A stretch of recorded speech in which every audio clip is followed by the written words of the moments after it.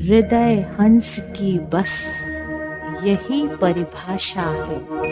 रोग मुक्त हो विश्व यही अभिलाषा है।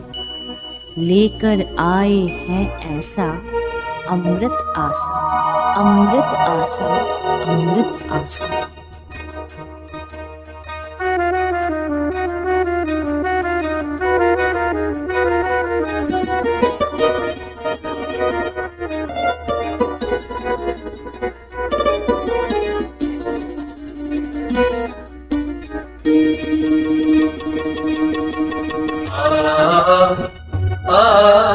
सुना बहुत आसान है।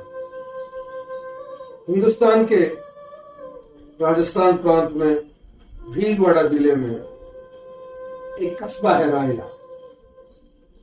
रायला चौराहे से ठीक 8 किलोमीटर पश्चिम की तरफ नवग्रह आश्रम सेवा संस्थान मोतीपुर का खेड़ा रायला भीलवाड़ा स्थित है।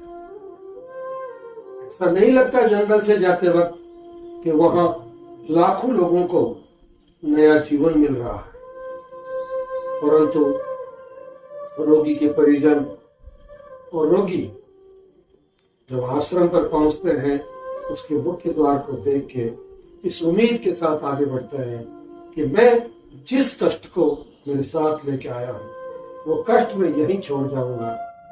दुखी मानवता यहाँ पर आके प्रसन्नता की खिलखिलाहट से मुस्कुराती है।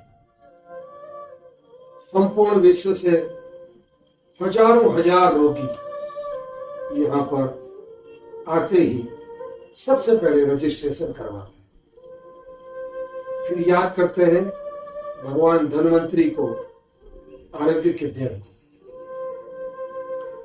सभी लोग सर्वप्रथम यहाँ के विशेषज्ञ डॉक्टरों को अपनी जांचें, अपने कागज पूरे अनुशासित तरीके से कुशल चिकित्सकों द्वारा एक एक कागज की जांच की जाती है। रोगी के परिजन से बात होती है। पूरा सोच समझकर जानकारी लेने के बाद कुशल डॉक्टर रोगी के लिए आश्रम की पर्ची हो। उस पर्ची में रोगी का रोग, ली जाने वाली औषधियां जैसी कई जानकारियां। अरे साहब, यहाँ तो रोगी भी पीएचडी करके आते हैं। इतनी जानकारियां, इतने ज्ञान कितने संस्थाओं पर उपलब्ध है। ठीक 8 बजे शनिवार और रविवार को कैंसर के हजारों रोगियों की मौजूदगी में संस्थान के विशेषज्ञ वैद्य हंसराज चौधरी द्वारा, डॉक्टरों द्वारा कैंसर क्यों, कैंसर कैसे होता है, कैंसर को ठीक करने के क्या तरीके हैं और कैंसर जैसे कितनी कमजोर बीमारी है इसकी पूरी जानकारी दी जाती है। नवग्रह आश्रम के बारे में जानकारी एकत्र दी है, वहाँ लेकर चले जाइए, वहाँ सही हो जाएगा। तो यहाँ लेकर आए हैं, 11 मंथ हो गया। 11 मंथ बाद इलाज कराने के बाद मेरी वाइफ अभी सक्सेसफुल है, पूरा नॉर्मल है 3 मंथ्स। आपका मन क्या कहता है, आत्मा क्या कहती है, क्यों? ये मेरे को ऐसी शंका सच बताइए। हाँ, कि मैं बचपन में जैसे मेरे पापा बीड़ी पीते थे, तो मैं क्या करती थी, मैं छोटी थी और मैं क्या करती थी, मैं उनके साथ साथ मैं भी पी लेती थी। मैं तो सही बता रही हूँ, मैं भी तो बस निकल गया ना कारण। तो मैं जून में आया था यहाँ। जून में मैं मेडिसिन लेके गया था यहाँ से। मेरे को बीपी भी था, शुगर भी थी। तो जून से मैंने अभी तक जो मेडिसिन ली है उससे मेरा ट्रीटमेंट जो है वो 1.51 आ गया नीचे, और बीपी मेरा नॉर्मल हो गया। शुगर मेरी नॉर्मल है। जो मैं अंग्रेजी दवाइयाँ लेता था बीपी शुगर की, वो मैंने छोड़नी है बिल्कुल बंद है। मेरी दोनों चीज़ें नॉर्मल है और किडनी में मुझे अत्यंत लाभ हुआ है। मैंने करीब 1 साल गंगाराम से ट्रीटमेंट कराया और वहाँ के सबसे बड़े डॉक्टर हैं डॉक्टर राणा, उन्होंने कभी मेरे को नहीं कहा कि ठीक हो जाएगा, यही कहते रहे कि आपको सारी जिंदगी भर दवाइयाँ खानी पड़ेगी, ये दवाइयाँ खाते रहो। मुझे कोई रिलीफ नहीं मिला, मैं 2 से ऊपर तक क्रिएटिन वहाँ कभी भी 180 190 से मेरा नीचे नहीं आया। और मुझे किसी ने गाइड किया तो मैं यहाँ आया, 4 महीने से ले रहा हूँ और मेरा क्रिएटिन 1.51 है, नीचे आ गया। शुगर और बीपी मेरी बिल्कुल खत्म है, नॉर्मल है, मेरी नॉर्मल है। तो अंग्रेजी दवाइयों में कोई क्योर नहीं है, उनका दवाइयाँ खाते रहो, फिर डायलिसिस, फिर ट्रांसप्लांट, इसके अलावा कुछ नहीं है। मेरी वाइफ किडनी पेशेंट थी। हाँ जी। तो मेरा डायलिसिस चल रहा था हाँ जी। और किडनी प्रॉब्लम खराब होने के कारण डिलीवरी के टाइम कुछ प्रॉब्लम होने की वजह से किडनी खराब हुआ था और डॉक्टरों ने भी हाथ खड़े कर दिए थे। हाँ जी। ठीक है, और बोला था कि लाइफ टाइम ही डायलिसिस करवाना पड़ेगा और पिस्तुला करवा के आप करिए। ठीक है। हाँ जी। उसके बाद मैं यूट्यूब के माध्यम से श्री नवग्रह आश्रम के बारे में पता चला मेरे को। उसके बाद मैं इधर से आने के बाद दवाई लेने के बाद क्रिएटिनिन मेरा 9.89 ऐसा करके रहता था। ठीक हाँ है। जी। दवाई और परहेज सही लेने के बाद मेरा 15 दिन के बाद 5 क्रिएटिनिन हो गया। हाँ जी। और उसके बाद 5 से जो 2 का सफर मेरे को 3 महीने लगा। हाँ जी। उसके बाद 2 से 1.5 पे आने का समय 1 में से 2 महीने में हो गया। 6-7 महीने में, कम से कम 8 महीने में पूरा ठीक हो गया। कैंसर ठीक करने के 3 ही सूत्र है, चौथा कोई सूत्र नहीं दुनिया में।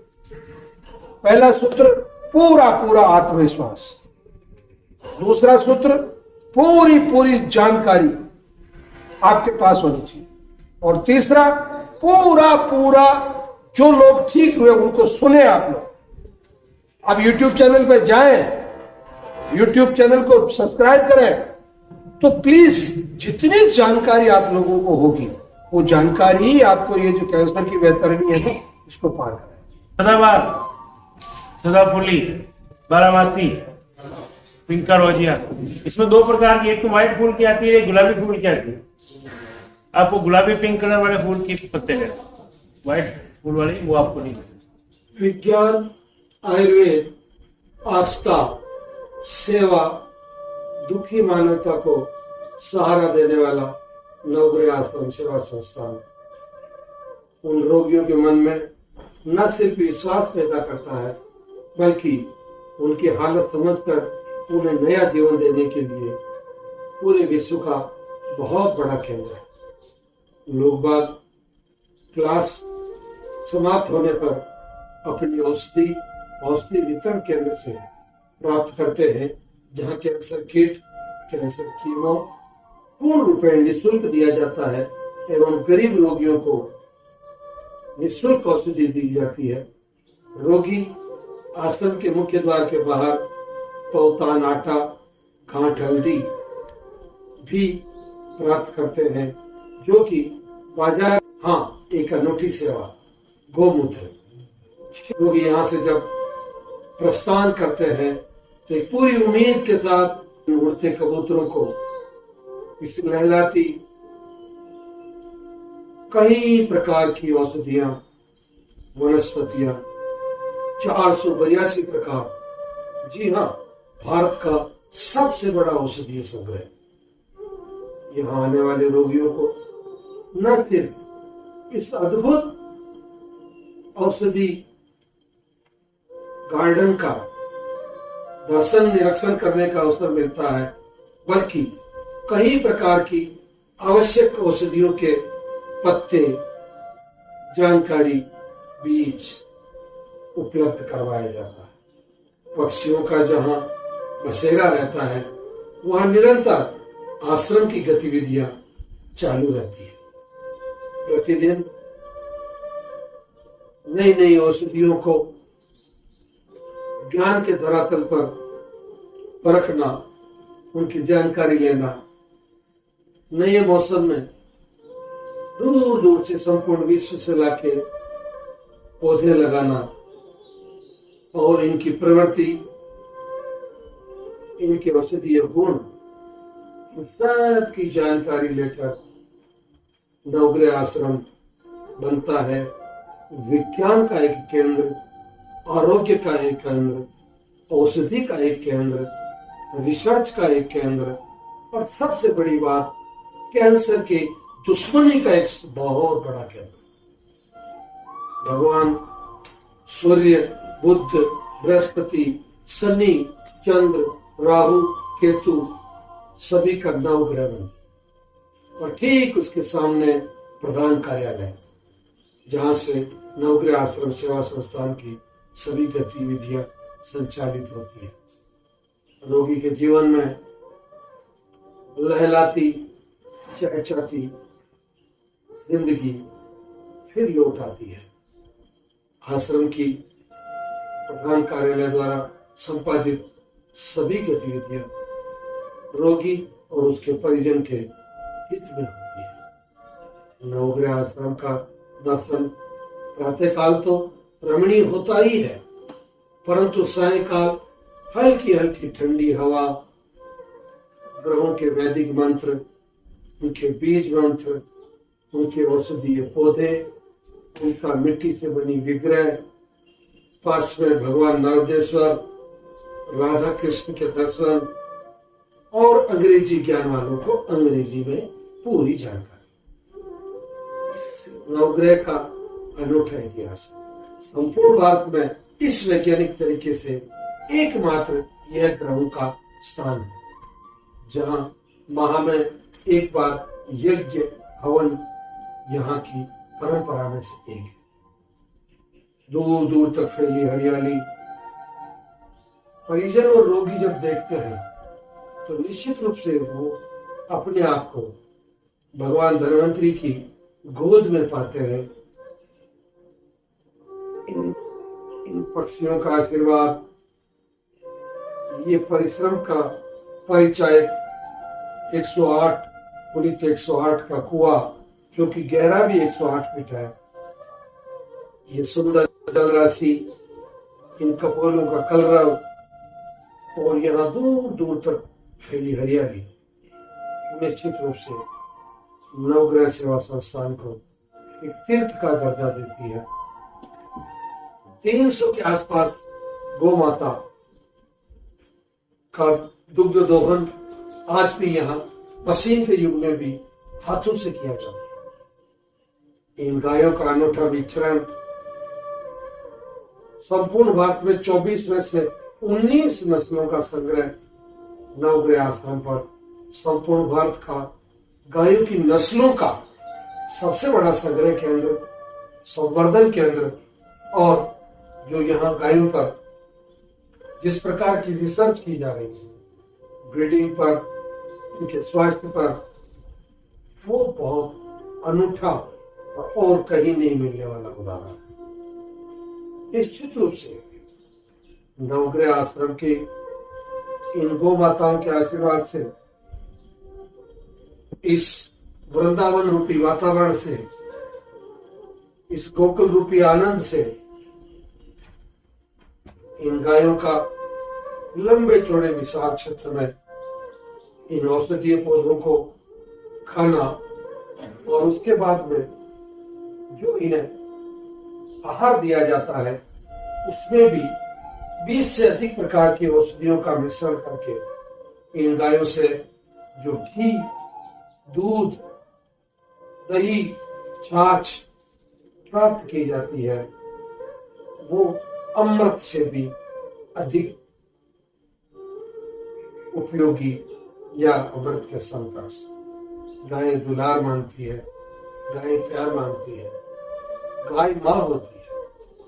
गाय को यदि आप पुत्र बन के गाय की सेवा करते हैं तो निश्चित रूप से गाय आपको माँ बन के आशीर्वाद देती है।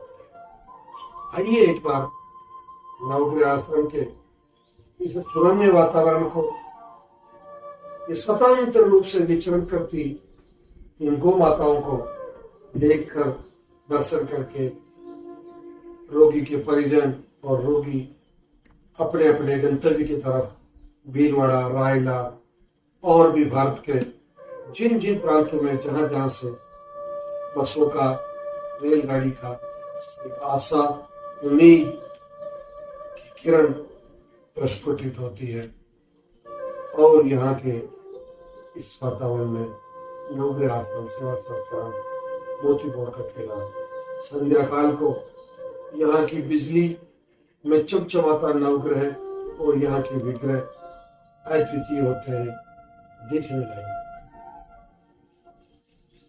आप सभी से अनुरोध है, एक बार अगर बीमार नहीं है तो भी आए और ऐसे स्थानों को देखें। ये भारत की धरोहर है। इस धरोहर के निर्माण के लिए भगवान धन्वंतरी, भगवान सूर्य, आयुर्वेद के सभी ग्रंथ, वेद, सभी धर्म ग्रंथ, बाइबल, कुरान, गुरबानी और जहां से भी ज्ञान प्राप्त होता है, उस ज्ञान को